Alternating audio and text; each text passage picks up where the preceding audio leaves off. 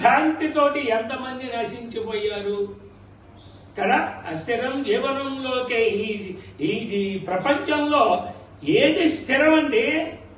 ఏది స్థిరం కాదు. ఒక్క భగవన్నామం ఒక్కటే స్థిరమైనది. అటువంటి భగవన్నామాన్ని రోజు చేసుకొని తరించమని భాగవతం చెప్తుంది. ఆ భాగవతాన్ని అందరూ కూడా అత్యంత భక్తి శ్రద్ధ వైరాగ్యాలతో వినాలట. ఊరికే భాగవతం విని వెళ్ళిపోవటం కాదు.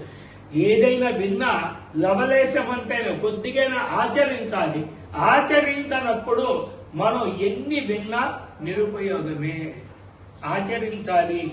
కాబట్టి మీరు ఈ రోజు నుంచి అందరూ కూడా సాధ్యమైనంత వరకు భగవన్నామానికి ఎక్కువ సమయం కేటాయించండి. వీళ్ళు గుళ్ళు గోపురాలు ఎన్ని తిరగకపోయినా పర్వాలా. ఒకవేళ ఒక గుడికి వెళ్ళారు, అక్కడే కూర్చొని భగవన్నామం చేస్తుండండి. అక్కడే కూర్చొని గంటలు చేయాలి. సమయాన్ని వృధా చేయకూడదు. సమయాన్ని కాల రాస్తే కాలుడు మన పాలవుతాడు. సమయాన్ని కాల రాస్తే కాలుడు మన పాలయ్యి మనల్ని చాలా హింసలు పెడతాడు.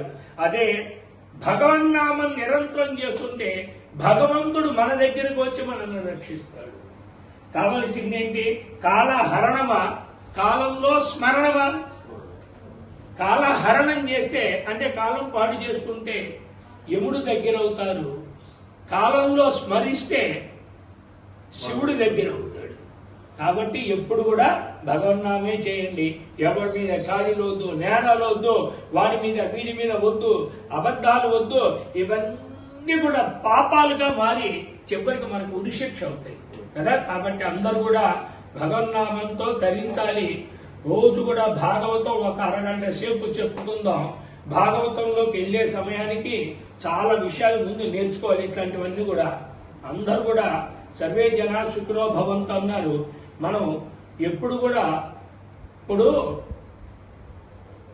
మనం ఒక పెళ్లికి వెళ్ళి